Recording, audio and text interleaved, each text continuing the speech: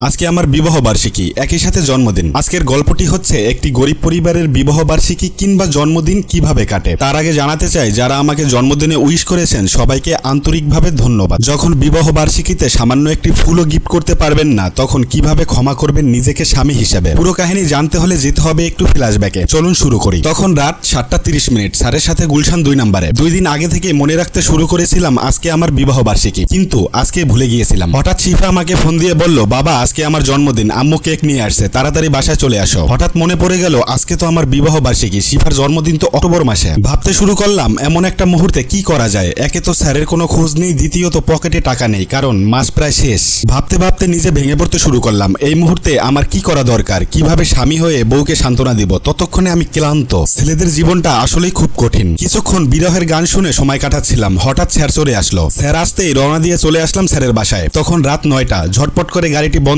করে গাড়ি থেকে নেমে খাবারের ব্যাগটি নিয়ে গাড়ি পার্কিং করে চাবি দেওয়ার উদ্দেশ্যে রওনা দিলাম স্যারের বাসায়। অবশেষে বাসার উদ্দেশ্যে রওনা দিলাম। হাঁটছিলাম খুব দ্রুত। মনে মনে ভাবছিলাম আমি যদি পাখি হতাম উড়াল দিয়ে চলে যেতাম বাসায়। অবশেষে হাঁটতে হাঁটতে বাসার কাছাকাছি। বাসায় ঢোকার আগ মুহূর্তে আমি ভাবছিলাম ছোট্ট একটি ফুল নিয়ে আসলেও শিফার আম্মু খুব খুশি হতো। যাই হোক, বাসার গেট খুলছি। বিষয়গুলো একটু খেয়াল করবেন। আপনি যত টাকার মালিকই হন না কেন, হয়তো এই মুহূর্তগুলো আপনার জীবনে একবারও আসেনি। বাসায় গেটে এসে নক করতেই আমাকে কিছুক্ষণ দাঁড়াতে বলল। আমার মনে হয়েছিল ভিতরে কিছু একটা হচ্ছে। আমি একটা জিনিস বুঝতে পেরেছিলাম, ভিতরে কিছু একটা প্রস্তুত করা হচ্ছে, যেটা বিবাহ বার্ষিকী উপলক্ষে। অবশেষে গেট খুলতেই ঢুকে পড়লাম বাসার ভিতরে। এইদিকে আমাকে দেখে শিফা নাচতে শুরু করলো। বলতে শুরু করলো, বাবা তাড়াতাড়ি হাত মুখ ধুয়ে এসো, আজকে আমার জন্মদিন, কেক কাটতে হবে। এই হলো কেকের চেহারা, যেখানে A+L লেখা ছিল, আমার নাম আর আমার বউয়ের নাম। কেকের সাথে বিরিয়ানিও ছিল। আমিও সবকিছু ভুলে গিয়ে তাদের আনন্দে সামিল হতে শুরু করলাম। অবশেষে শিফাকে দিয়ে মোমবাতিগুলো নেভালাম। পিছনের সকল দুঃখ কষ্ট ভুলে গিয়ে নতুন করে আলো জ্বালানোর চেষ্টা করলাম। তিনজনে মিলেই কেকটি কাটলাম। কেক কেটে উঠাতেই শিফা আমার মুখে খাইয়ে দিল, তারপরে তার আম্মুকে, তারপরে নিজে খেলো। শিফার বাম সাইডের টেবিলের উপরে যে জামাটা দেখতে পাচ্ছেন, বিবাহ বার্ষিকী উপলক্ষে এটা তার বস নিনি আন্টি গিফট করেছে।